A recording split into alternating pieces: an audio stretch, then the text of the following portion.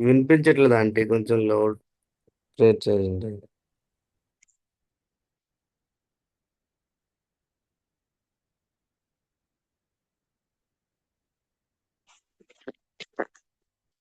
వస్తుందా? Yes aunty please. ప్రభు దయచేయమని వేడుకుంటున్నాను ప్రభా. మరి తండ్రి, మరి మేము ప్రభా మరి సరైన రీతిలో అర్థం చేసుకుని మా జీవితాలకి మేలుకరంగా ఉండడానికి సహాయం చేయమని వేడుకుంటున్నా తండ్రి. ఆయన ఇంకా ప్రభా మరి కనెక్ట్ అవ్వాల్సిన బిడ్డలందరినీ కూడా సకాలంలో ఆయన కనెక్ట్ అవ్వడానికి సహాయం చేయండి. ప్రతి పరిస్థితులను అనుకూలపరచమని వేడుకుంటూ ఈ దినాశీలతో నింపమని మా ప్రభుని ప్రియరక్షకుని స్నామంలో ప్రార్థన చేస్తూ వేడుకుంటున్నాం తండ్రి. Amen. Amen. Amen. Hallelujah. Praise the lord. Thank you so much aunty. అందరికీ వందనాలండి. John Shekhar.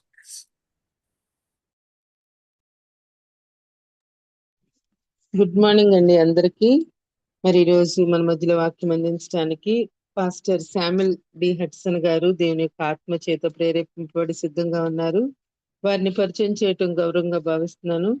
Pastor D Samuel Hudson గారు ఒంగోలు జిల్లాకు చెందిన పాస్టర్ డి ఆశీర్వాదం మరియు లిడియా ఆశీర్వాదం దంపతులకు ఏకైక కుమారుడు. శామ్యుల్ గారు పవర్ ఎలక్ట్రానిక్స్ లో మాస్టర్స్ పూర్తి చేశారు. యుఈఎస్ఏ ద్వారా ఆత్మీయ జీవితంలో బలపడిన శామ్యుల్ గారికి యవనస్తుల మధ్య పరిచర్య భారము ఎక్కువ. వాక్య ప్రబోధన, బోధన మరియు అనేక మందిని ప్రభువులో బలపరచుట ద్వారా సువార్త అందని వారిని చేరుకోవటమే వారి లక్ష్యం. శామ్యుల్ గారు మధ్యప్రదేశ్ లోని భోపాల్లో ది హౌస్ ఆఫ్ రిస్టరేషన్ ను అను పరిచర్యను స్థాపించారు. వారి ప్రియ తండ్రి గారి ఆరోగ్య సవాలు నేపథ్యంలో ప్రస్తుతం శామ్యుల్ గారు వారి తండ్రితో కలిసి ఒంగోలు జిల్లాలోని సంఘాలలో సహపాస్టర్ గా సేవ చేస్తున్నారు. వారు గడిచిన దినాలలో మనతో చాలా సార్లు వాక్యాన్ని పంచుకున్నారు. చాలా చక్కగా వాక్యాన్ని బోధిస్తారు. దయచేసి అందరం మ్యూట్లోనే ఉంటూ వాక్యాన్ని విందామండి. వారిని ప్రేమతో ఆహ్వానిస్తున్నాను. Welcome brother. గుడ్ మార్నింగ్ అండి. గుడ్ మార్నింగ్ అండి. Thank you very much. కొద్దిగా వాల్యూమ్ పెంచుకోండి.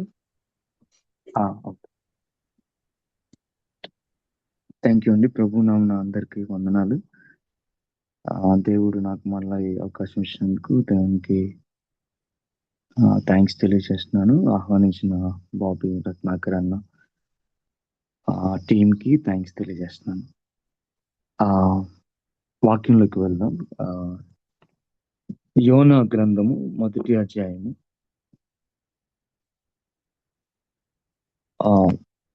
దానికంటే ముందు ఒక చిన్న ఎఫెసీయులకు రాసిన పత్రిక 5వ అధ్యాయం 15 నుంచి 17 వరకు చదవండి. ఎఫెసీయులకు రాసిన పత్రిక 5వ అధ్యాయం 15 నుంచి 17. దయచేసి ఎవరైనా చదవగలరు? బ్రదర్ రెఫరెన్స్ చెప్పరా? ఎఫ్ఎస్సి 5వ అధ్యాయము 15 నుంచి 17 వరకు. 15 నుంచి. ఓకే. దినములు చెడ్డవి కనుక మీరు సమయమును పోనీయక సద్వినియోగము చేసుకొనుచు అజ్ఞానుల వలె కాక జ్ఞానుల వలె నడుచుకున్నట్లు జాగ్రత్తగా చూచుకొనుడి. ఇందు నిమిత్తము మీరు అవివేకులు కాక ప్రభు యొక్క చిత్తమేమిటో గ్రహించుకొనుడి. ఆమేన్. Thank you. సో ఇక్కడ మనం చూడొచ్చు, దినములు చెడ్డవి కనుక సమయంను పోనీయక సద్వినియోగం చేసుకోండి అనే మాట మనం చూస్తున్నాం. అజ్ఞానుల వలె కాక జ్ఞానుల వలె నడుచుకోవాలనే మాటను చూస్తున్నాం. అదే సమయంలో ఎలా మనము ఆ విధంగా నడుచుకోగలము అనే మాటను కూడా ఇక్కడ అపోస్తలుడైన పౌలు మనకి చెప్తున్నాడు. 18వ వచనంలో మరియు మద్యముతో మత్తులై ఉండకుడి, దానిలో దుర్వ్యాపారము కలదు, అయితే ఆత్మపూర్ణులై ఉండుడి. సో ఆత్మపూర్ణులము అయి మరి మన సమయాన్ని మనం సద్వినియోగం చేసుకోవాలనే భావన మనం ఇక్కడ చూస్తాం. చిన్న ప్రార్థన చేసుకొని వాక్యంలోకి వెళ్దామండి. పరిశుద్ధుడును జీవం కలిగిన మా తండ్రి కన్న దేవానికి వందనాలు. ప్రేమించి మాకు ఇచ్చిన ఈ మంచి సమయాన్ని బట్టి నీకే వందనాలు. నీ వాక్యము జీవము కలిగినది అయ్యా, నిత్య జీవము కలిగిన నీ మాటలు మేము ధ్యానిస్తూ ఉండగా అయ్యా తండ్రి, మాతో మీరు మాట్లాడండి. మా అవసరత తెలిసిన దేవుడవు తండ్రి, అయ్యా మా అందరి అవసరతను మీరు తీర్చవలసిందిగా పొట్టివాడిని నన్ను నీ సెలువు చాటున మరుగుపరుచుకుంటూ మీరే మహింపరచబడవలసిందిగా కోరుకుంటూ యేసు పరిశుద్ధ నామంలో ప్రార్థించి అడిగి పెట్టుకున్నాను తండ్రి. ఆమేన్. ఆమేన్. మరి ఇక్కడ మనం చూడొచ్చు, సమయం పోనీయక సద్వినియోగం చేసుకోండి, ఎందుకంటే దినములు చెడ్డవి అనే మాట మనం చూస్తున్నాం. దినములు చెడ్డవి అన్న మాట ఈ కాంటెక్స్ట్ లో, సందర్భంలో ఎలా చెడ్డవి అంటే పౌలు భక్తుడు తిమోతికి రాసేటప్పుడు కూడా ఈ మాటను ఉపయోగించడం జరుగుతుంది. మరి తప్పుడు బోధల సందర్భంలో, మరి మనిషి యొక్క స్వార్థపూరితపు మరి లక్షణాల విషయంలో మాట్లాడేటప్పుడు కూడా ఈ మాటను మరి మాట్లాడటం జరుగుతుంది. అయితే ఈ సందర్భము ఏంటంటే సమయమును పోనీక, అంటే సమయం ఈజీగా డ్రైన్ అయిపోయే టైమ్స్ లో మనం ఉన్నాము అని ఆ టైంలోనే మరి అపోస్తలుడైన పౌలు మరి ఎఫెస్సి సంఘానికి రాశారు. అయితే మనము ఈ రోజున ఆలోచించవచ్చు, ఇంకా చాలా అడ్వాన్స్డ్ స్టేజ్కి మనం వచ్చున్నాము. మరి ఆ టైంలో అయితే 1-2 ఛానల్స్, న్యూస్ ఛానల్స్ ఉండేవి. మరి అంటే పాస్ట్ 50 years. కానీ ఇప్పుడు దెర్ ఆర్ ఎన్నో మరి మాధ్యమాలు, ఎన్నో రకాలు, ఇప్పుడు మొబైల్స్, మరి సబ్స్క్రిప్షన్స్, ఇలాంటివి ఎన్నో, దెర్ ఆర్ ఎన్నో విధాలుగా సమయం అనేది దుర్వినియోగం అవ్వడానికి ఎంతో అవకాశం కలిగిన రోజుల్లో మనం ఉన్నాము. అయితే మనకు ఈ మాట మనము జాగ్రత్తగా అర్థం చేసుకోవడానికి ప్రయత్నం చేయాలి. అంటే మనము సమయాన్ని జాగ్రత్తగా మరి ఉపయోగించుకోవాలి అనే మాట ఇక్కడ మనం చూస్తున్నాం. అజ్ఞానుల వలె కాక జ్ఞానుల వలె నడుచుకోవాలి అన్నట్లు, మరి జాగ్రత్తగా చూసుకోవాలి అన్నట్లు, ఇంకా ఇందు నిమిత్తమే మీరు అవివేకులు కాక ప్రభు యొక్క చిత్తం ఏమిటో గ్రహించుకోండి. దేవుని చిత్తం తెలుసుకుంటూ అది చేయడమే మరి the best way of living అని ఇక్కడ అపోస్తలుడైన పౌలు చెప్తున్నారు అన్నమాట. దేవుని చిత్తం చేయడం ద్వారా మనం టైంని రెడీమ్ చేసుకోవచ్చు, మన టైంని వ్యర్థం చేసుకోకుండా మనం ఉండాలి అనే విషయం చెప్తారు. అయితే అదే సమయంలో దేవుని చిత్తం తెలుసుకుంటూ దేవుని చిత్తాన్ని చేయాలి. దాన్ని మరి ఇలాగా చెప్పడం జరిగింది. అయితే ఆత్మపూర్ణులై ఉండండి. సో మనం ఆత్మపూర్ణులై ఉన్నప్పుడు మనం దేవుని చిత్తం అర్థమవుతుంది, దేవుని చిత్తాన్ని మనం చేయగలుగుతాము. ఆ విధంగా మన సమయాన్ని మనము సద్వినియోగపరుచుకోగలుగుతూ ఉంటాము. మనం ఎప్పుడైతే ఆ విధంగా నడుచుకోమో మన సమయాన్ని మనం దుర్వినియోగపరుచుకుంటూ ఉంటున్నామన్న విషయాన్ని మనం తప్పకుండా ఇక్కడ మరి అపోస్తలుడైన పౌలు, మరి దేవుని సేవకుని ద్వారా మనం తెలుసుకోగలుగుతున్నాం. అయితే ఈ ఆత్మపూర్ణులై ఉండడం అనే దాని విషయము అనేది చాలా పెద్ద టాపిక్. అయితే మరి మనందరికి అర్థమయ్యే భాషలో ఆత్మపూర్ణులై ఉండడం అంటే, ఆత్మ మనకి మరి ఏ విధంగా గైడెన్స్ ఇస్తుందో, ఏ విధంగా మనను నడిపిస్తుందో ఆ నడిపింపు ప్రకారము మనం నడుచుకోవడం. యేసుక్రీస్తు సొంత రక్షకుని అంగీకరించిన మనందరిలో ఆ పరిశుద్ధాత్మ దేవుడు వాసం చేస్తున్నాడు. ఆయన తన మెల్లటి స్వరం ద్వారా మనల్ని గైడ్ చేయడానికి ఎప్పుడు సిద్ధంగా ఉంటాడు.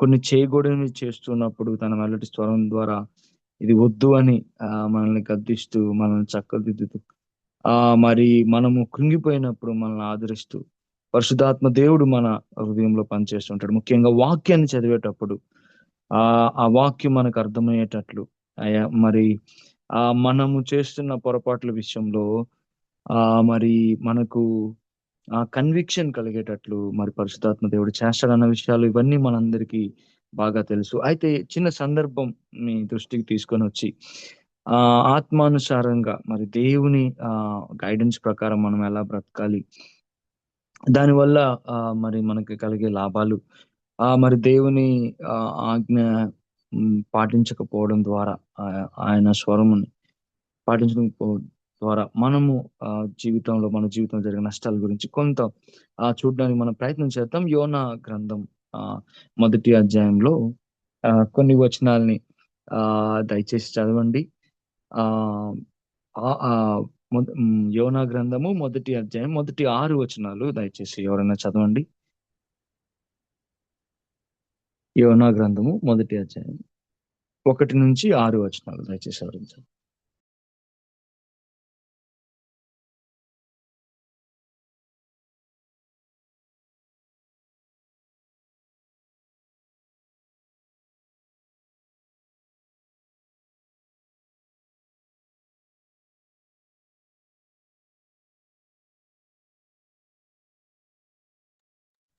హలో, మొదటి అధ్యాయం ఎక్కడి నుంచి బ్రదర్?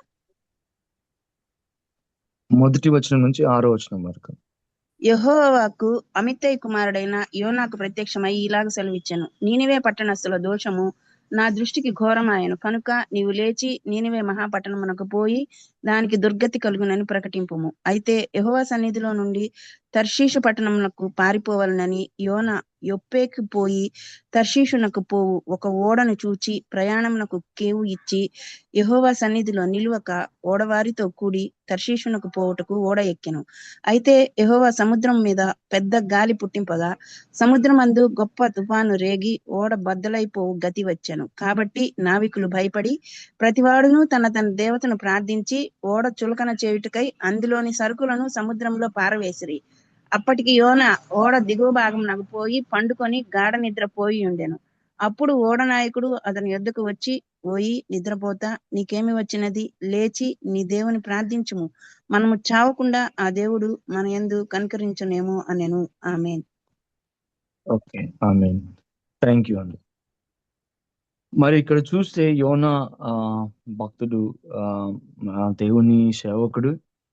మరి దేవుని మాట వచ్చింది మొదటి వచనంలో మనం చూడొచ్చు. యెహోవా వాక్కు అమిత్తయి కుమారుని యోనాకు ప్రత్యక్షమై నినివే పట్టణ దోషము నా దృష్టికి ఘోరమాయను కనుక నీవు లేచి నినివే మహాపట్టణమునకు పోయి దానికి దుర్గతి కలుగునని ప్రకటింపు. అంటే మరి విపరీతమైన పాపంలో ఉన్నారు వారు. మరి పశ్చాత్తాపడకపోతే, ఆ పాపాన్ని విడిచిపెట్టకపోతే వారి మీద నేను మరి జడ్జిమెంట్ ని తీసుకొని వస్తాను అనే విషయాన్ని చెప్పమని ప్రవక్త గారితో మరి దేవుడు తన వాక్యాన్ని పంపించాడు. అయితే యెహోవా సన్నిధిలో నుండి తర్షీషు పట్టణమునకు పారిపోవాలని యోనా యొప్పేకు పోయి తర్షీషునకు పోవు ఒక ఓడను చూచి ప్రయాణమునకు కేవు ఇచ్చి యెహోవా సన్నిధిలో నిలువక ఓడవారితో కూడా తర్షీషునకు పోవుటకు ఓడ ఎక్కెను. మరి ఇక్కడ చూస్తే మరి యోనా గారికి ఎందుకో మరి నినివే వెళ్ళడం ఇష్టం లేదు. సో ఆయన తర్షీషు వెళ్ళడానికి మరి సిద్ధపడ్డం మాత్రమే కాదు, ఓడ ఎక్కారు. అయితే ఇక్కడ రాసిన మాటలు మనం గమనించవచ్చు. పారిపోవాలని అనే మాట గమనించదగిన మాట.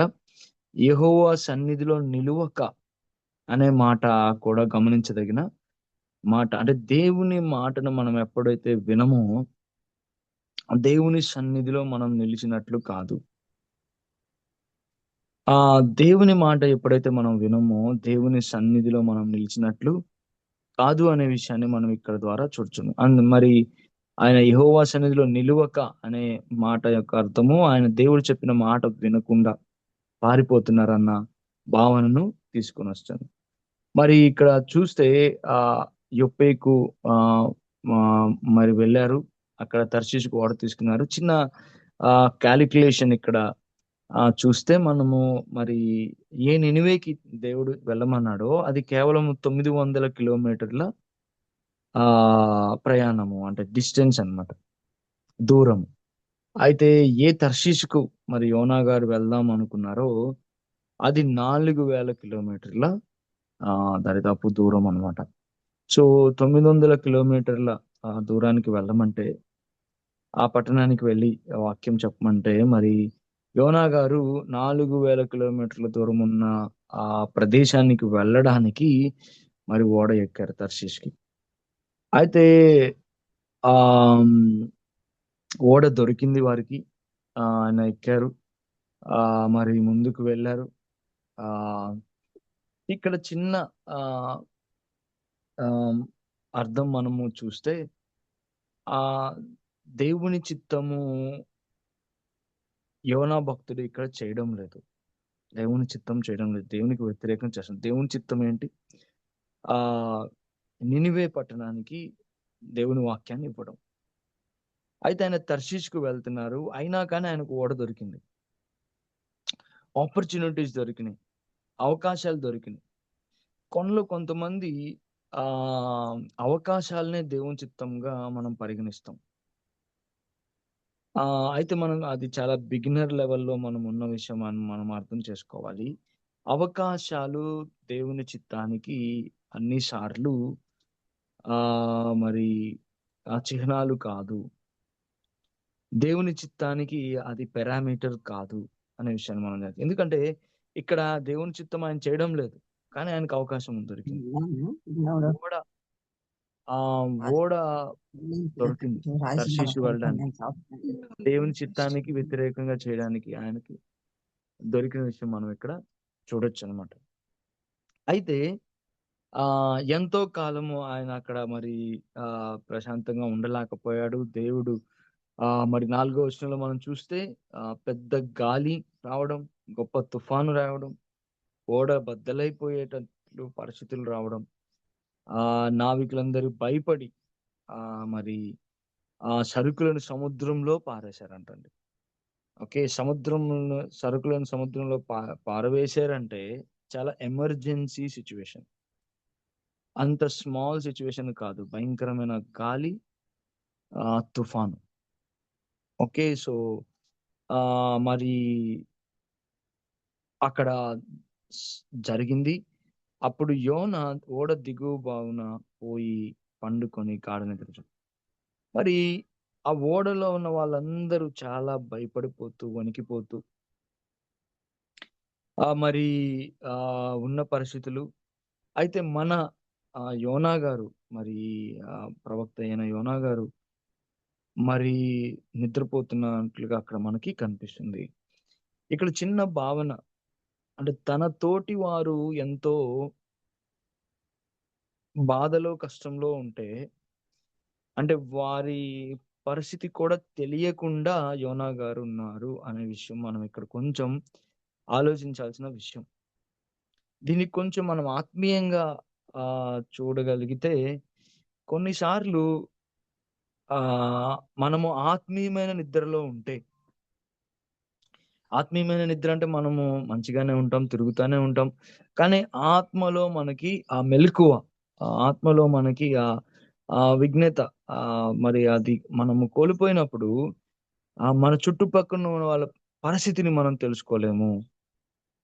చుట్టుపక్కల ఉన్న వాళ్ళు దేవుని యొక్క మరి ఉగ్రత కింద ఉన్నారు. వాళ్ళు ఎందుకు ఉన్నారు అంటే కూడా మనం చూడొచ్చు. నిజానికి యోనా గారి ద్వారానే మరి అదంతా జరుగుతూ ఉంది. అయితే మరి చాలా బాధాకరమైన విషయము, మన యోనా గారు ఎవరి ద్వారానైతే మరి ఈ వస్తుందో, ఈ తుఫాను అనేది గాలి అయితే సంభవిస్తుందో, మరి దాని విషయంలో మరి ఆలోచన లేకుండా ఆయన నిద్రపోతూ ఉన్నారు. మరి ఈ చిన్న మాట మనకి కూడా ఆలోచించడానికి మరి వీలవుతుంది. ఆత్మీయంగా మనము నిద్రలో ఉంటున్నామా అనే విషయాన్ని మనము ఒకసారి సరి చేసుకోవాలి. ఆత్మీయమైన నిద్ర ఎలా జరుగుతుంది, ఎలా కలగడానికి అవకాశం ఉంది అనేది యేసుక్రీస్తు వారి మాటల్లో మనం చూడొచ్చు. లూకా సువార్త 21వ అధ్యాయము 34 నుంచి 36 వరకు. దయచేసి ఎవరైనా చదవగలరా? లూకాసు వార్త 21 అధ్యాయం 34 నుంచి 36 వరకు. మీ హృదయములు ఒకవేళ తిండి వలనను మత్తు వలనను ఐహిక విచారముల వలనను మందముగా ఉన్నందున ఆ దినము అకస్మాత్తుగా మీ మీదికి ఉరి వచ్చినట్టు రాకుండా మీ విషయమై మీరు జాగ్రత్తగా ఉండుడి. ఆ దినము భూమి అంతటా నివసించే వారందరి మీదికి అకస్మాత్తుగా వచ్చును. కాబట్టి మీరు జరగబో వీటినెల్లను తప్పించుకొని చాలండి. సో మనం ఇక్కడ చూడొచ్చు, తిండి వలనైనను మత్తు వలనైనను ఐహిక విచారముల వలన. నాకు ఐహిక విచారములు అంటే నాకు వేరొక వచనం కూడా గుర్తొచ్చిందండి. మరి వేరొక సందర్భంలో విత్తువాని ఉపమానంలో యేసుక్రీస్తు వారు చెప్తూ ఉంటారు. ఏమనంటే కొన్ని విత్తనాలు ముళ్ళ పొదల్లో పడ్డాయన్న దగ్గర చెప్తూ, ఐహిక విచారములు ధనమోసము ఆ విత్తనాన్ని చక్కగా అది విత్తబడింది, మొక్క మంచిగా వస్తూ ఉంది. అయితే ఆ టైంలో ముళ్ళ పొదలు అనేవి దాన్ని మరి ఎదగనివ్వలేదు అనే సందర్భాన్ని మనం జ్ఞాపకం చేసుకోవచ్చు. ఈ మాటలు ఐహిక విచారములనే అంత డేంజరస్ అనే విషయాన్ని మనం ఇక్కడ జ్ఞాపకం చేసుకోవచ్చు. ఐహిక విచారములలో పడకుండా ఉండడం దాదాపు చాలా కష్టం. అయితే దేవుని వాక్యం మనం పదే హెచ్చరిస్తున్న విషయము, ఐహిక విచారంలో ఎంత డేంజరస్ అంటే ఆత్మీయమైన మత్తును కలుగు చేయొచ్చు, ఆత్మీయమైన నిద్రను కలుగు చేసే డేంజర్ ఉంది. నీ పక్కన ఉన్నవారు ఎంతో ప్రమాదంలో ఉన్నప్పటికీ, నీ పక్కన ఉన్న వారికి ఎంతో కీడు నష్టం జరుగుతున్నప్పటికీ ఐహిక విచారములు ఎవరి గురించి ఆలోచిస్తామండి? మన గురించే మనం ఆలోచిస్తాం కదా. ఐహిక విచారములు అంటే మనందరికీ తెలుసు.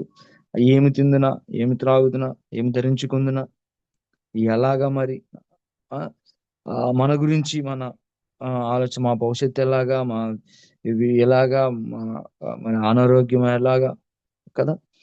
ఐహిక విచారములు. ఓకే, ఇప్పుడున్న టెంపరరీ మరి విచారాలు. మరి ఈ థాట్స్ అనేవి, ఈ ఆలోచనలు అనేవి వీటంతట ఇవి డైరెక్ట్ గా అవి పాపమైతే కాదు, ఇది తప్పు అయితే కాదు, కానీ తప్పు అవ్వడానికి అవకాశం ఉంది ఎప్పుడైతే అవి మన విచారాలను ఎక్కువగా డామినేట్ చేస్తుంది. మన ఆలోచనలో ఎక్కువ భాగం అదే ఉందంటే ఖచ్చితంగా అది డేంజరస్. మరి ఆలోచించకుండా ఉండగలమంటే ఇంపాసిబుల్. ఓకే, ఖచ్చితంగా ఆలోచించుకుంటాం. కానీ ఆ థాట్స్ మనల్ని డామినేట్ చేయకుండా ఉండాలనే విషయాన్ని మనం పదే వాక్యం ద్వారా హెచ్చరించబడుతున్నాం.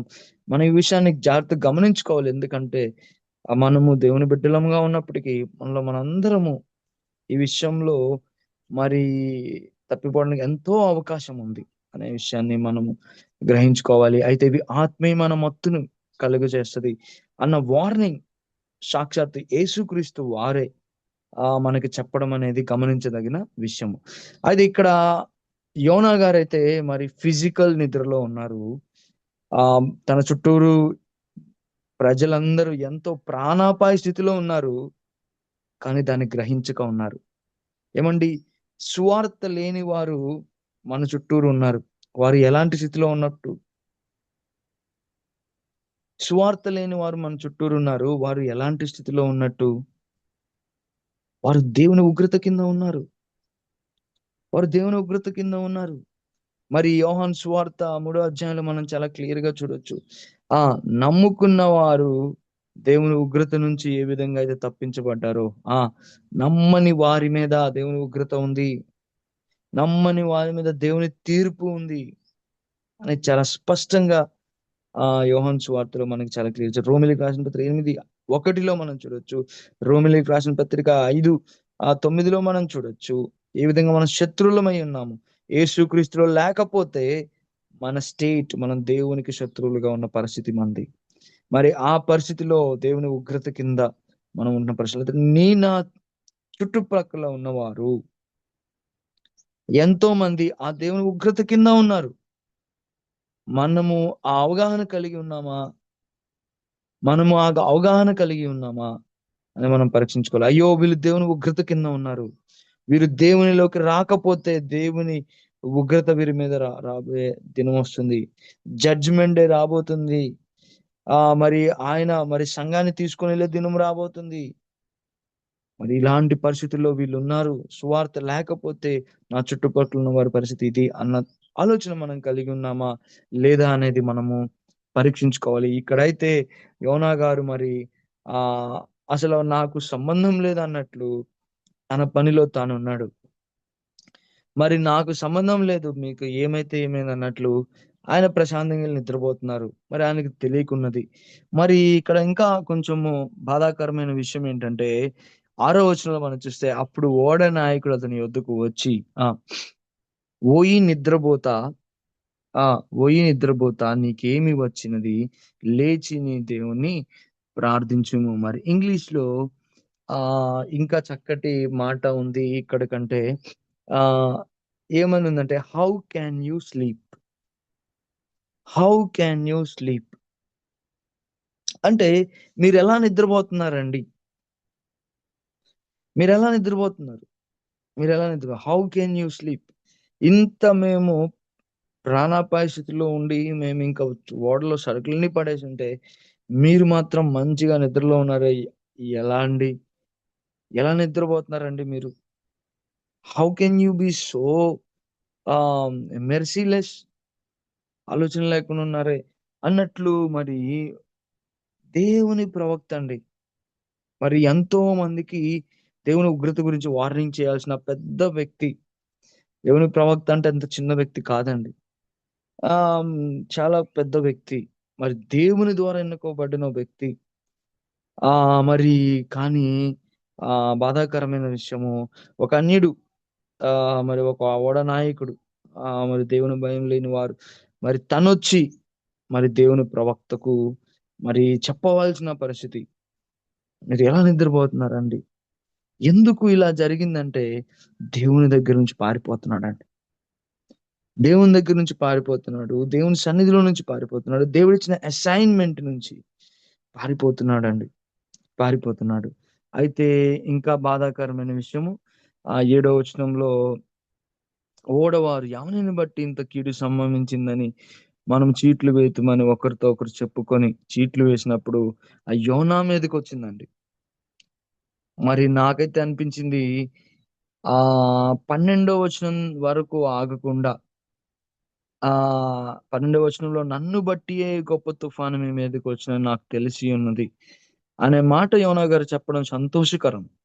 అప్పటికైనా ఆయన మరి తన తప్పును తెలుసుకున్నారా, చాలా సంతోషకరం. అయితే చీట్లు వేసి దాకా మరి యోనా గారు చెప్పలేదు.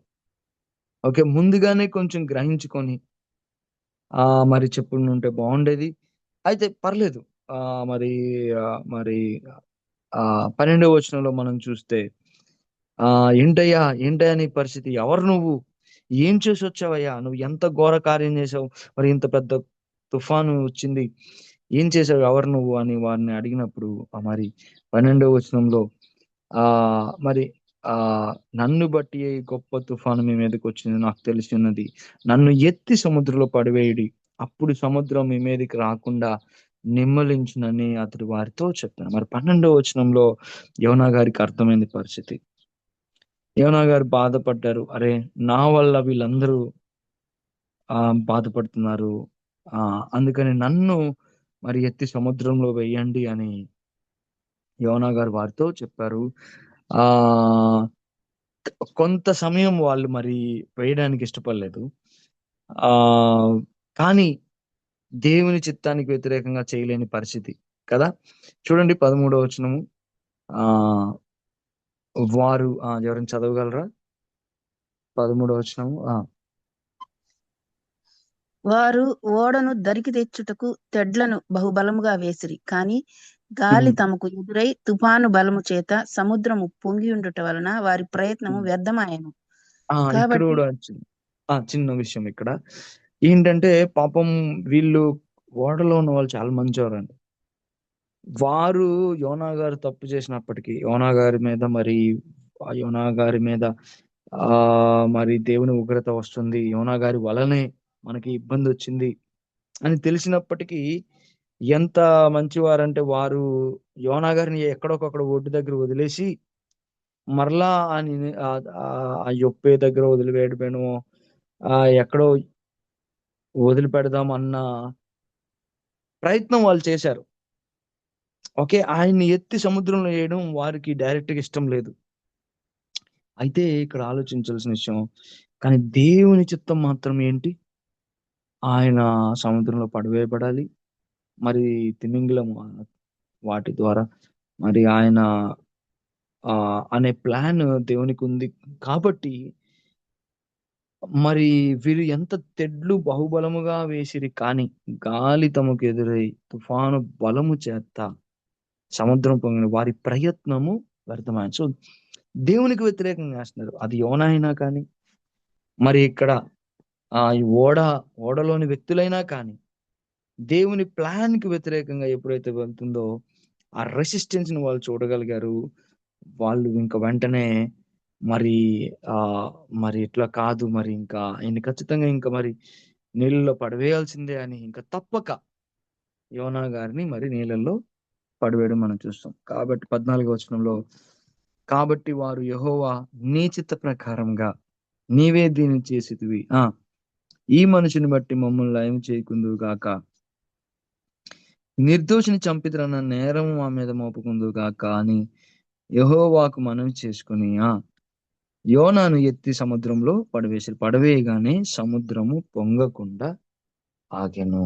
అప్పటి వరకు ఏ సముద్రపు అలజడి, తుఫాను, గాలి వారు చూశారో అదంతా నిమ్మలమైంది. అయితే ఆ మరి ఈ విషయము వారిలో దేవుని పశ్చాత్తాపాన్ని తీసుకొని వచ్చిందన్న విషయం కూడా ఆలోచించాల్సిన విషయం. అయితే 17వ వచనంలో, గొప్ప మత్స్యం ఒకటి యోనాను మృంగవలెనని యెహోవా నియమించి ఉండగా యోనా 3 దినములు ఆ మత్స్యం యొక్క కడుపులో ఉండెను. మనందరికీ తెలుసు, మరి యోనా గారు 3 దినాలు ఆ తిమింగలం, ఆ వేల్ మరి కడుపులో ఉన్నారు అని మనం చూడొచ్చు అన్నమాట. అయితే అక్కడ జరిగిన మంచి విషయం ఏంటంటే, యోనా గారు పశ్చాత్తాపడడం, మరి తన తప్పును తెలుసుకోవడం, మరి తిరిగి తను మరి దేవుని చిత్తాన్ని చేయడానికి మరి సిద్ధపడడం చాలా సంతోషించాల్సిన విషయం. 3వ అధ్యాయం 1వ వచనంలో మనం చూడొచ్చు. ఎవరైనా చదువుతారా? 3వ అధ్యాయం 1వ వచనం. అంతటా యెహోవా వాక్కు రెండవ మారు యోనాకు ప్రత్యక్షమై సెలవిచ్చినదేమనగా, నీవు లేచి నీనెవె మహాపురమునకు పోయి నేను నీకు తెలియచే సమాచారము దానికి ప్రకటన చేయము. కాబట్టి యోనా లేచి యెహోవా సెలవిచ్చిన ఆజ్ఞ ప్రకారము నీనెవె పట్టణమునకు పోయెను. నీనెవె పట్టణము దేవుని దృష్టికి చాలండి. నినివే పట్టణమునకు పోయెను. Praise the lord. మరి వి ఆర్ ఆల్ హ్యూమన్ అండి. మనం ఎన్నో సార్లు తప్పులు చేస్తూ ఉంటాం. And God is very very gracious. దేవుడు ఎంతో ప్రేమ కలిగిన వాడు. దేవుడు మనకు అవకాశాలు ఇస్తూ ఉంటాడు. దేవుడు మరి మనల్ని మన తప్పుల్లో వదిలేసే దేవుడు కాదు.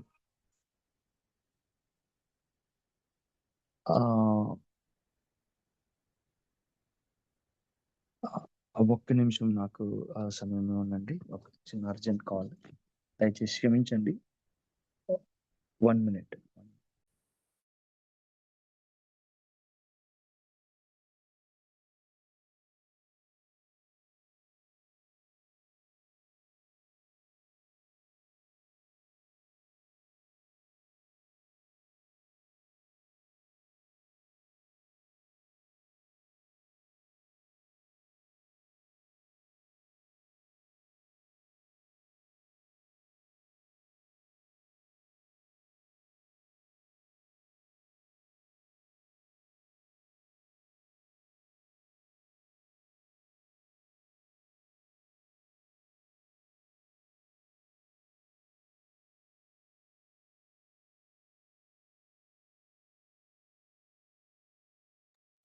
దయచేసి 3వ అధ్యాయం చదువుతారా ఆ లోపు నేను ఆ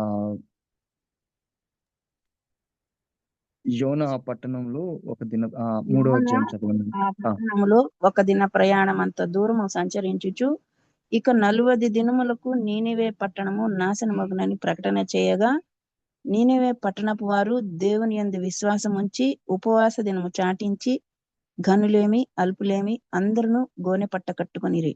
ఆ సంగతి నీనివే రాజునకు వినబడినప్పుడు అతడును తన సింహాసనం మీద నుండి దిగి తన రాజవస్త్రములు తీసివేసి గోనె పట్ట కట్టుకొని బూడిదలో కూర్చుండెను. మరియు రాజైన తానును ఆయన మంత్రులను ఆజ్ఞ ఇయ్యగా ఒకవేళ దేవుడు మనసు త్రిప్పుకొని పశ్చాత్తప్తుడై మనము లయము కాకుండా తన కోపాగ్ని చల్లార్చుకొనును కనుక మనుషులు ఏదియు పుచ్చుకొనకూడదు. పశువులు కాని ఎద్దులు కాని గొర్రెలు కాని మేత మేయకూడదు, నీళ్లు త్రాగకూడదు. మనుషులందరూ తమ దుర్మార్గములను విడిచి తాము చేయు బలాత్కారమును మానివేయవలెను. మనుషులేమి పశువులేమి సమస్తమును గోనె పట్ట కట్టుకొనవలెను. జనులు మనఃపూర్వకముగా దేవుని వేడుకొనవలెను అని దూతలు నీనివే పట్టణంలో చాటించి ప్రకటన చేసిరి. ఈ నీనివే వారు తమ చెడు నడతలను మానుకొనగా వారు చేయుచున్న క్రియలను దేవుడు చూచి పశ్చాత్తప్తుడై వారికి చేయుదునని తాను మాట ఇచ్చిన కీడు చేయక మానెను. ఆమేన్. Amen amen amen. Thank you అండి. మరి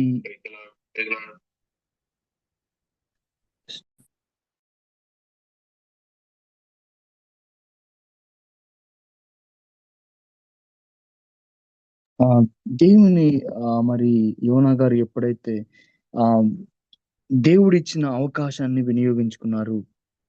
hour God is a very gracious God. మన దేవుడు ప్రేమ కలిగిన దేవుడు. మన అవిధేయతలో మనల్ని వదిలేసే దేవుడు కాదు. మనకి రెండో ఛాన్స్ ఇచ్చే దేవుడు మన దేవుడు అనే విషయము మనం ఇక్కడ గమనించుకోవాలి.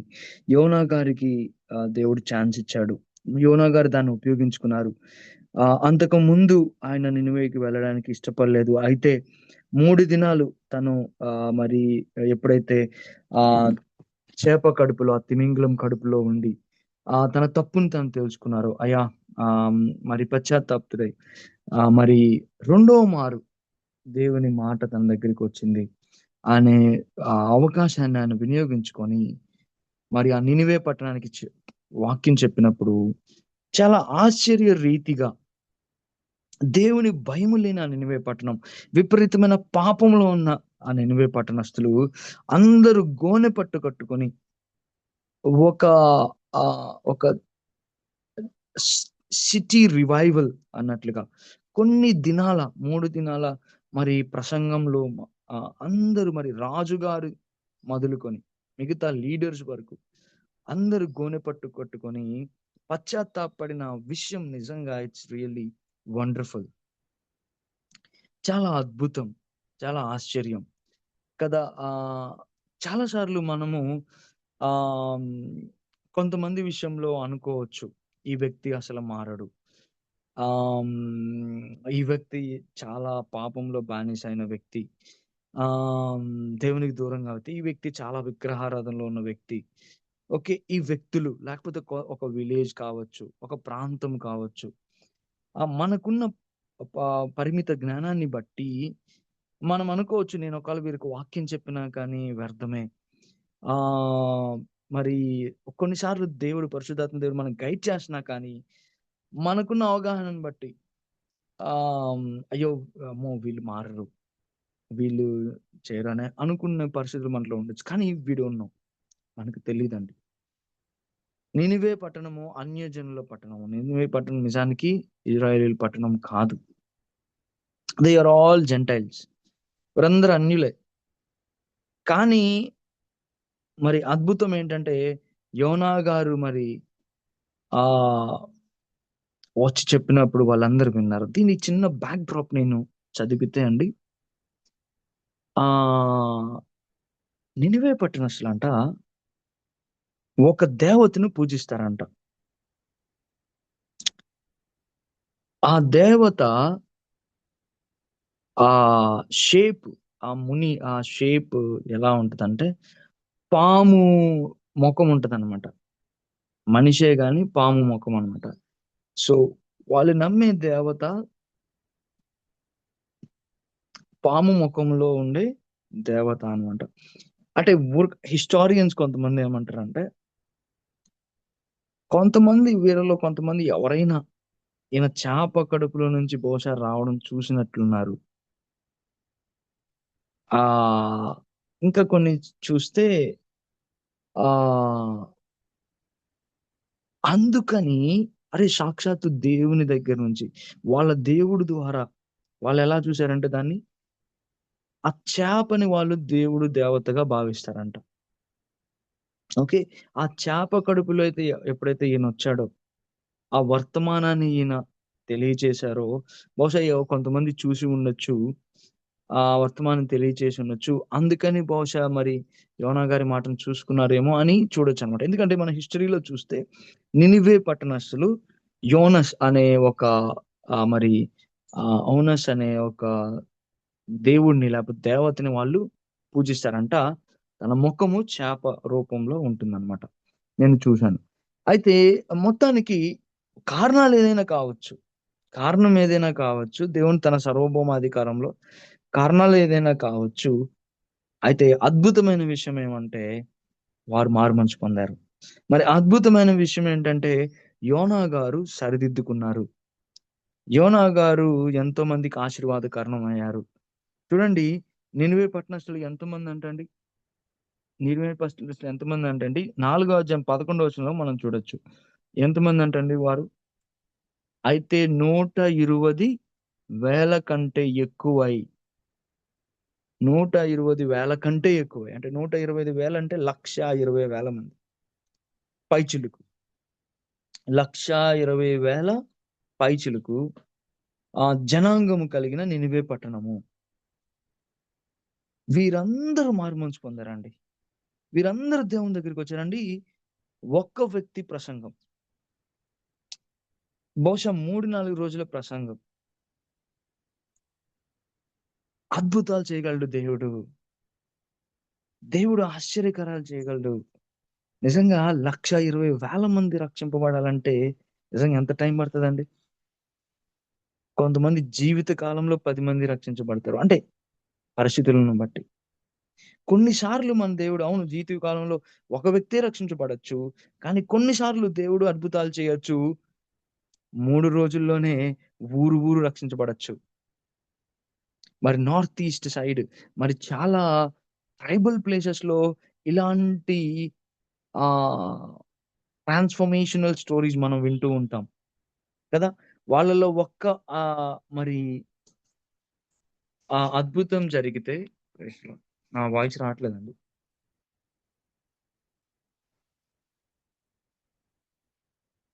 హలో! బ్రదర్ వినిపిస్తుంది. వినిపిస్తుంది. ఆ. ఒక్క అద్భుతం ద్వారా హోల్ ట్రైబ్ దేవుని దగ్గరికి రావడం అనేది మనం చాలా సార్లు మిషనరీ స్టోరీస్‌లో మనం చదువుతా ఉంటాం. మరి అట్లాంటి ట్రాన్స్‌ఫర్మేషనల్ థింగ్ ఇక్కడ జరగడం.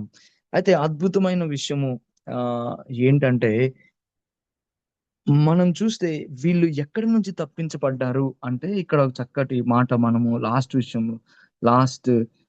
వచనంలో చూడొచ్చు. 3వ అధ్యాయం లాస్ట్ వచనం. ఈ నినివే వారు తమ చెడు నడతలను మానుకొనగా వారు చేయుచున్న క్రియలను దేవుడు చూచి పశ్చాత్తాపుడై వారికి చేయుదుననుకొనిన తాను ఈ మాట ఇచ్చిన కీడు చేయక మానెను. Praise the lord. ఏమండి మరి మొదటిలో యోనా గారి ద్వారా ఆ పడవలో ప్రయాణిస్తున్న వారి ఆ ఓడలో ప్రయాణిస్తున్న వారి మీద ఉగ్రతకు కారణమైన యోనా గారు ఆయన తన తప్పును సరిచేసుకున్న తర్వాత ఎంతో మంది క్షేమానికి, ఎంతో మంది ఆశీర్వాదానికి కారకులయ్యారు. Praise the lord.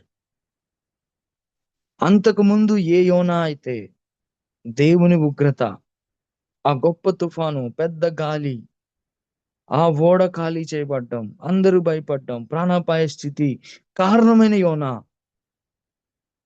తన పొరపాటుని సరిచేసుకున్న తర్వాత అక్కడైతే తక్కువ మంది, అక్కడ 10 మంది కావచ్చు, అక్కడ 20 మంది కావచ్చు, అక్కడ మరి 40-50 మంది కావచ్చేమో. కానీ ఇక్కడ కొన్ని లక్షల మంది, లక్ష పైచులకు మందికి ఆశీర్వాదానికి కారణమయ్యాడు. ప్రజలు ఏమండి, నీవు నేను కూడా ఎన్నోసార్లు కొన్ని పొరపాట్లు చేయొచ్చు. కానీ మనము మన పొరపాటుని గ్రహించి, యోనా గారు ఏ విధంగా అయితే మరి పశ్చాత్తాపడి, నిజమైన పశ్చాత్తాపం అంటే ఏంటంటే మరి పెదవులతో చెప్పడం మాత్రమే కాదు, తన జీవితం ద్వారా దాన్ని చూపించాడు. అయ్యా అవును, నన్ను మీరు నినివే వెళ్ళమంటే నేను తర్షీషుకు వెళ్ళానయ్యా. అయ్యా మీ చిత్తము అయ్యా నినివే వెళ్ళడం అయితే, నా చిత్తాన్ని చేయడానికి నేను మరి దిగానయ్యా. మరి మరి ఒక మంచి పశ్చాత్తాపంతో ఆయన ఎప్పుడైతే మరలా నినివే పట్టణానికి వెళ్ళాడో, దేవుడు అద్భుతాన్ని చేశాడు. దేవుడు తన అభిషేకాన్ని ఉపయోగించాడు. దేవుడు తన కనికరాన్ని చూపించాడు. అద్భుతంగా ఆ నినివే పట్టణస్తులు మారడం. మరి ఏ వ్యక్తి అయితే ఆ రోజున ఓడ మీదకి దేవుని ఉగ్రత రావడానికి కారణమయ్యాడు, అదే వ్యక్తి దేవుని విధేయతలో నడిచినప్పుడు లక్ష పైచులకు మందికి ఆశీర్వాద కారణంగా మారాడు. నీవు నేను కూడా ఆ విధంగా అవ్వచ్చు. నీవు నేను చాలాసార్లు పొరపాట్లు జరిగి ఉండొచ్చు. మానవ తప్పిదాలు జరుగుతూ ఉంటాయి. మరి ఎన్నోసార్లు దేవుని దుఃఖపరిచిన పరిశుద్ధాత్మ దేవుడు ఒకటి చెప్తే మనం ఇంకోటి చేసిన పరిస్థితులు ఉండి ఉండొచ్చు. కానీ దేవుడు మనకి ఇంకా అవకాశం ఇస్తున్నాడు. దేవుడు మనం ఇంకా సరిదిద్దుకోవడానికి ఆయన సహాయం ఇస్తున్నాడు. మనం సరిదిద్దుకొని ఆయన విధేయతలు నడుచుకుంటే దేవుడు మనల్ని ఎంతో మందికి ఆశీర్వాద కారణంగా ఉంచాలని దేవుడు ఇష్టపడుతున్నాడు అనే విషయాన్ని మనం యోనా భక్తుడి జీవితం ద్వారా మనం తెలుసుకోవచ్చండి. మరి అదే సమయంలో దేవుని ఆ మనసును కూడా మనము ఇక్కడ చూడొచ్చు.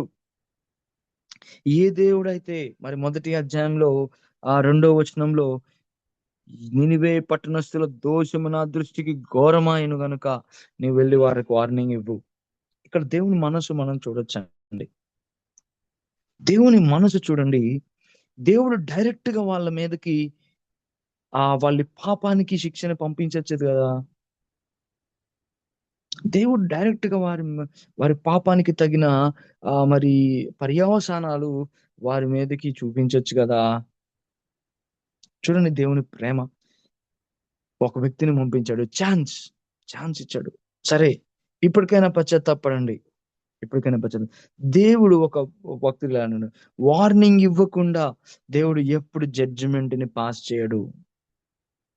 చూడండి, దేవుడు 40 రోజుల విపరీతమైన మరి వర్షము కురిపించక ముందు నోవాహు అనే దైవజనుడి ద్వారా వార్నింగ్ పంపించాడు.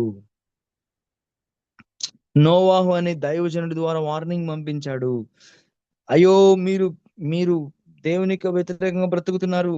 మీరు మీ పెళ్లిళ్ళు చేసుకోవడంలో వాటిలో నిమగ్నమైపోయి ఉన్నారు. అయ్యో, మీ మీదకి దేవుని ఉగ్రత రాబోతుంది. మీరు అపవిత్రతలో ఉన్నారు, మోసంలో ఉన్నారు, అబద్ధంలో ఉన్నారు. ఇది దేవునికి ఎంతో బాధాకరమైన విషయము అని దేవుడు ఎన్నోసార్లు నోవా భక్తుని ద్వారా 120 సంవత్సరాలు అంటండి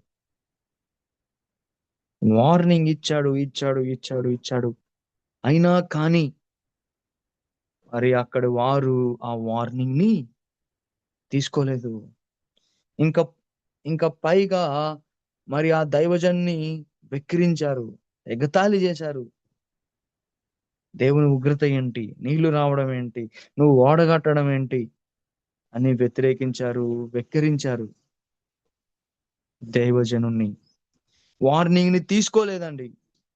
ఎంత చెప్పినా, పదే చెప్పినా వార్నింగ్ ని తీసుకోలేదు. దైవోగ్రతకు కారణములయ్యారు. అయ్యో, ఆ తర్వాత ఎంతో మంది తలుపు కొట్టి ఉండుంటారు అని కొంతమంది చెప్తూ ఉంటారు. ఆ ఓడ తలుపు కొట్టి ఉంటారు, but it is too late. దేవుని ఉగ్రత వచ్చిన తర్వాత ఎవరు ఆపలేరు. ధనవంతుడైన వ్యక్తి అయ్యో నరకానికి వెళ్ళిన తర్వాత పశ్చాత్తాపడుతున్నాడు. అయ్యా నన్ను పంపించు, అయ్యా మా వాళ్ళని వారించడానికి లాజరునన్నా పంపించు. అయ్యో నాకు ఇక్కడ మరి దాహం వేస్తుంది. అయ్యో, నా అన్నలు ఉన్నారు, ఇంకా నా సహోదరులు ఉన్నారు అక్కడ కొంతమంది. వారన్నా తెలుసుకుంటారు, అయ్యో పంపించండి అంటే అబ్రహాం గారు అంటున్నారు it is too late. Abraham గారు అంటున్నారు ఇట్ ఈస్ టూ లేట్. ఇప్పుడు ఇప్పుడు ఇంకా అవకాశం లేదు. దేవుని ఉగ్రత వచ్చిన తర్వాత ఇంకా అవకాశం లేదు, ఇంకా నో సెకండ్ ఛాన్స్. ఆ రోజున నోవాహు సమయంలో కూడా వాళ్ళకి ఇంకా సెకండ్ ఛాన్స్ లేదండి. ఎంతో మంది అర్థం చేసుకుని ఉంటారు, తెలుసుకుని ఉంటారు ఉగ్రత, మరి వర్షం వచ్చినప్పుడు భయపడి ఉంటారు, కానీ నో ఛాన్స్. అయితే ఇక్కడ నినివే పట్టణస్థులైతే దేవుని వార్నింగ్ ని తీసుకున్నారు. సో దేవుని ప్రేమ ఏంటంటే వార్నింగ్ ఇవ్వకుండా ఆయన జడ్జిమెంట్ పంపించడు. అసలు సొదొమ గొమొర్రా పట్టణం గురించి కూడా ఆలోచిస్తే మొట్టమొదటిగా అబ్రహాముకు దేవుడు తెలియజేశాడు, ఇదిగో నేను సొదొమ గొమొర్రా పట్టణాన్ని నాశనం చేయబోతున్నాను. నిజంగా ఈ విషయాలన్నిటిలో దేవుని ప్రేమను మనం చూడగలుగుతున్నామా? దేవుడు తన ఉగ్రతను పంపించే ముందు ఎంతగా దీర్ఘశాంతాన్ని చూపిస్తాడు, ఎంతగా తను వేచి చూస్తాడు, ఎంతగా వారించడానికి సిద్ధపడతాడు. మరి ఆ లోతు కుటుంబాన్ని రక్షించడానికి, వారిని బయటకు తీసుకోవడానికి ప్రయత్నం చేస్తున్నప్పుడు వారు రాని పరిస్థితులు ఏమన్నా ఈ రోజున మరి ఈ విషయాలన్నిటిని మనం గమనికలో ఉంచుకుంటూ మరి ఈ విషయాల్ని మనం జ్ఞాపకం చేసుకుంటూ మరి మనము కొన్ని విషయాలను నేర్చుకోవడానికి మనం సిద్ధపడదాం. ఈ రోజున కూడా దేవుడు ఎన్నో నినివేలను కాపాడాలనుకుంటున్నాడు. ఎన్నో నినివేలను కాపాడాలనుకుంటున్నాడు. అదొక పట్టణం కావచ్చు, అదొక గ్రామం కావచ్చు, అదొక ప్రాంతం కావచ్చు. నీవు నేను అనుకోవచ్చు, నా ఒక్కడి వల్ల ఏం జరుగుతుంది, వారు మాట వినరు, వీరు మాట వినరని మనం అనుకోవచ్చు. కానీ మనము పరిశుద్ధాత్మ దేవునికి విధేయత చూపిస్తే మనకి తెలీదు, దేవుడు గొప్ప అద్భుతం జరిగించచ్చేమో, దేవుడు గొప్పగా వారిని రక్షించుకోవచ్చేమో. ఎన్నో నినివేలు నీ కోసం నా కోసం ఎదురు చూస్తున్నాయి. ఎన్నో నినివేలు యోనాల కోసం ఎదురు చూస్తున్నాయి. ఎస్ అంటే ఎన్నో ఆత్మలు రక్షింపబడడానికి సిద్ధంగా ఉన్నాయి. మనం దేవుని పిలుపుకు, మరి దేవుని వాయిస్ కు, ఆ పరిశుద్ధ ఆత్మ దేవుని యొక్క వాయిస్ కు మనం స్పందిద్దాం. ఎంతో మంది రక్షణకు కారణం అవుదాం. మరి దేవుడు ఏ విషయంలో అయితే మనకు ప్రేరేపణిస్తున్నాడో ఆ విషయంలో మనం స్పందించి మరింత మందికి ఆశీర్వాద కారణంగా మనం ఉండడానికి ప్రయత్నం చేద్దాం. యోహాను 9వ అధ్యాయము 4వ వచనము నేను చదువుతున్నాను. 4వ వచనము, పగలున్నంత వరకు నన్ను పంపిన వాని క్రియలు మనం చేయుచుండవలను, రాత్రి వచ్చుచున్నది, అప్పుడు ఎవడనూ పని చేయలేడు. పగలున్నంత వరకు నన్ను పంపిన వాని క్రియలు మనం చేయుచుండవలను, రాత్రి వచ్చుచున్నది, అప్పుడు ఎవడనూ పని చేయలేడు. ఏమండి, ఇంకొక చిన్న విషయం ఏంటంటే, పగలున్నంత వరకు అంటే అవకాశాలు. ఈ రోజున్న అవకాశాలు రేపు ఉండకపోవచ్చు. ఈ రోజు తెరవబడిన ద్వారాలు రేపు మూసుకొని పోవచ్చు. ఎన్నో కాలేజెస్ లో ఇప్పుడు ఎంట్రన్స్ లేదు, మరి వాక్యాన్ని చెప్పనివ్వడం లేదు. ఎన్నో ప్రాంతాలలో ఆ ద్వారాలు మూసుకొని పోబడిపోతున్నాయి. పగలున్నంత వరకు అంటే అవకాశాలు ఉన్నప్పుడు మనం వాటిని సద్వినియోగం చేసుకోవాలి. అవకాశాలు ఉన్నప్పుడు దేవుని మనసుకు మనం స్పందిద్దాం. అవకాశాలు ఉన్నప్పుడు మన పరిశుద్ధాత్మ దేవుని యొక్క వాయిస్ కి స్పందిద్దాం. మన పరిధిలో మనము ఇతరులను రక్షించడానికి దేవుడు మనం చేయమన్న ఆ పనిలో, మన సంఘ ఆ పనిలో మరి ఏ విధంగా దేవుడైతే మనల్ని పాత్రలుగా ఉండమంటున్నారో ఆ విధంగా ఉండడానికి మనం ప్రయత్నం చేద్దాం. పగలున్నంత వరకు అవకాశాలు అన్నిసార్లు ఒకేలాగా ఉండవు అనే విషయాన్ని కూడా మనం జ్ఞాపకం చేసుకుంటూ, యోనా గారు ఏ విధంగా అయితే ఎంతో మందికి ఆశీర్వాదకరంగా తన తర్వాత అలా విధంగా ఉండడానికి దేవుడు నిన్ను నన్ను ఉపయోగించాలని ప్రార్థన చేసుకున్నాం. దేవుడి మాటలని దీవించిన గాక. ఆమేన్. Thank you brother. ఎఫెసీ పత్రిక 5వ అధ్యాయం ద్వారా జ్ఞానుల వలె కాక అజ్ఞానుల వలె కాక మనం జ్ఞానుల వలె నడుచుకోవాలి.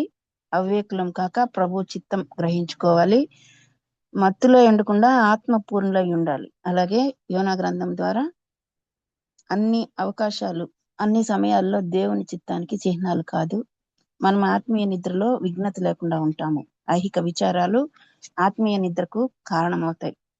యోనా ఏ విధంగా తన చుట్టూ ఉన్నవారు ప్రాణాపాయ స్థితిలో ఉన్నప్పటికీ నిద్రలో ఉన్నారో మనం కూడా ఆత్మీయ నిద్ర మత్తులో ఉన్నప్పుడు మన చుట్టూ ఉన్నవారు సువార్త లేక దేవుని ఉగ్రతకు గురయ్యే అవకాశం ఉన్నప్పటికీ గుర్తించలేని వారంగా ఉంటాం.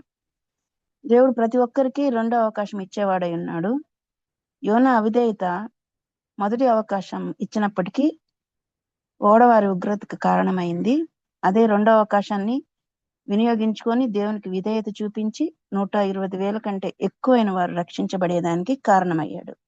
హెచ్చరిక లేకుండా దేవుడు తీర్పు విధించాడు. చక్కని వర్తమానాన్ని అందించిన పాస్టర్ శామ్యూల్ హడ్సన్ గారికి విపిఎఫ్ ఫ్యామిలీ తరఫున కృతజ్ఞతలండి. మరి ముగింపు ప్రార్థన ఆశీర్వాదం ఇవ్వవలసిందిగా పాస్టర్ విజయ్ కుమార్ గారిని మనం చేస్తున్నామండి.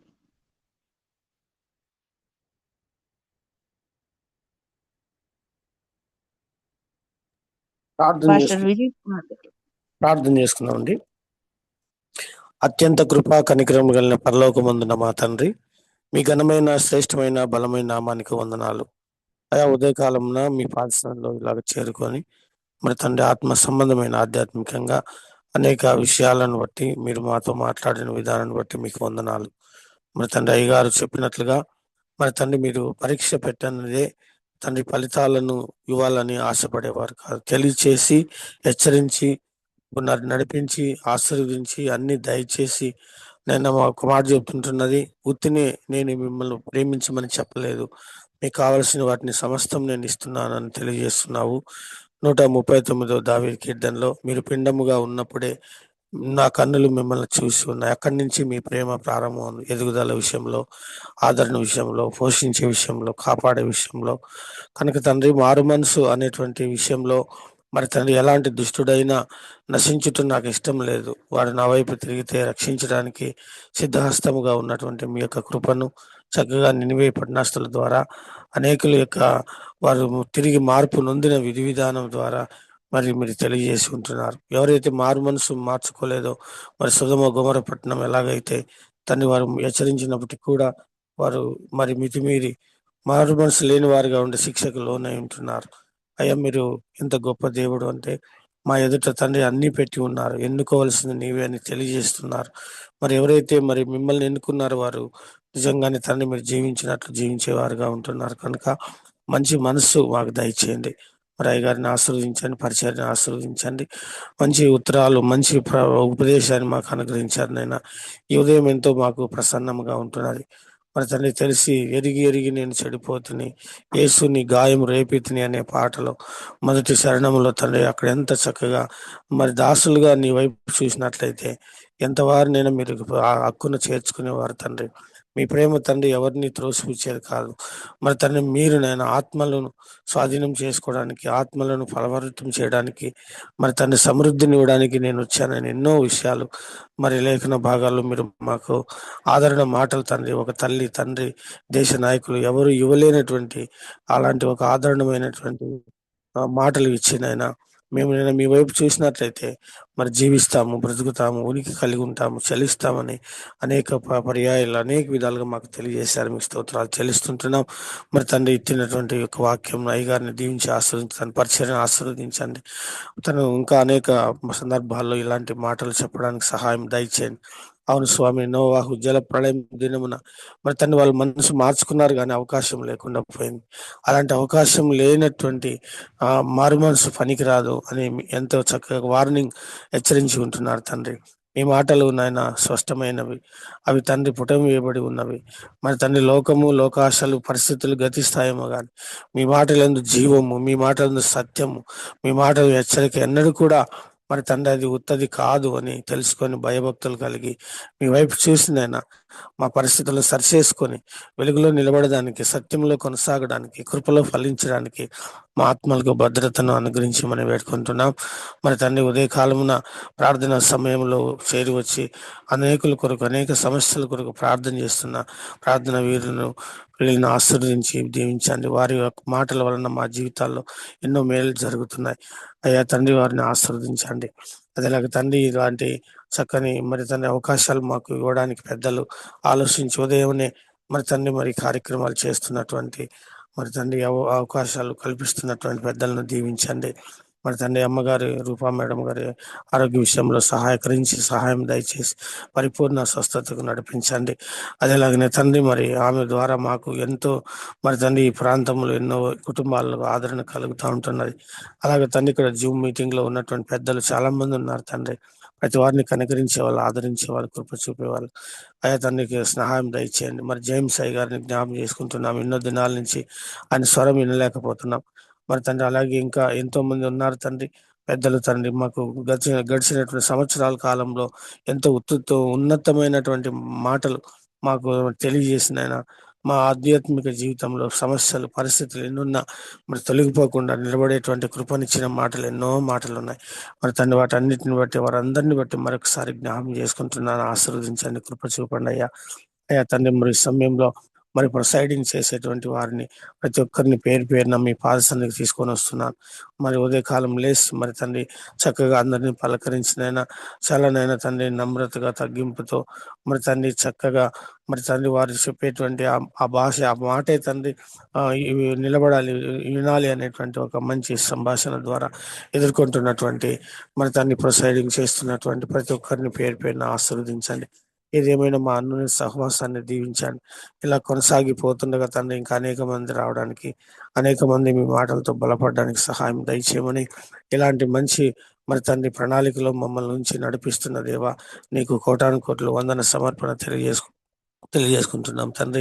మరి తండ్రి బాబీ రత్నాకర్ గారు అయ్య గారు మరి ఎంతో చక్కగా కొన్ని హోమిలిటిక్స్, హెర్మినటిక్స్, ఎక్సిజిస్, సర్జికల్ అనేటువంటి కొన్ని విషయాలు చక్కగా ఉన్నాయి తండ్రి. ఎంత అద్భుతమైనటువంటి వర్ణాలను తండ్రి నైనా మరి అక్కడ మనిషి ఎలాగా అభివృద్ధి చెందాలనేటువంటి ఒక ప్రోగ్రెస్ లో ఉంటున్నారు. మరి తండ్రి అవి కూడా ఎంతో ఉత్తమంగా ఉంటున్నాయి. దీవించండి, ఆస్వాదించండి. మరి తండ్రి మంచి వాటిని వినేటువంటి పరిస్థితి లేని రోజులు ఇవి. మరి తండ్రి ఈ రోజునైనా ఇత్తబడుతున్నాయి, రేపు ఏమవుతాయి తెలియదు. హెచ్చరికలు ఉండవు, ఏమీ ఉండవు తండ్రి, నాశనం.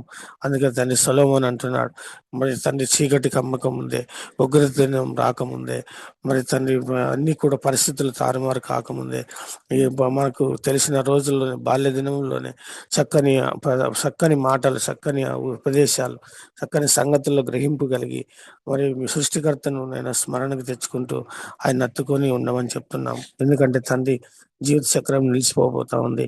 వెనకటి లాగానే తండ్రి మరి తన మన్నుకు శరీరం వెళ్ళిపోతా ఉంది, ఆత్మ మీ దగ్గరికి వస్తున్నది అని స్పష్టంగా తండ్రి మానవ జీవితాన్ని హెచ్చరించిన ఆయన ద్వారా మీరు హెచ్చరించిన విధానాన్ని కూడా జ్ఞాపం చేసుకుంటున్నాం.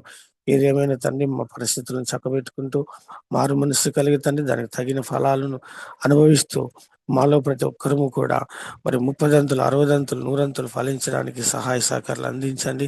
మీరు ఇస్తున్నటువంటి కృపకై స్తోత్రాలు చెల్లించుకుంటూ మరి తండ్రి దీన ప్రార్థన మా ప్రభు, మా రక్షకుడు, మీ ప్రియకుమారుడైన యేసుక్రీస్తు యొక్క అతి శ్రేష్టమైన నామంలో అడిగి వేడుకుంటూ యేసు నామంలో అడిగి పొందుకుంటున్నాం తండ్రి. ఆమేన్. పరలోక ప్రార్థన చేసుకుందామండి. మా తండ్రి రాజ్యం వచ్చును గాక, మీ చిత్తం పరలోకమందులాగు భూమి యందు నెరవేరును గాక. మాకు కావాల్సిన అనుగ్రహం దయచేయము. మా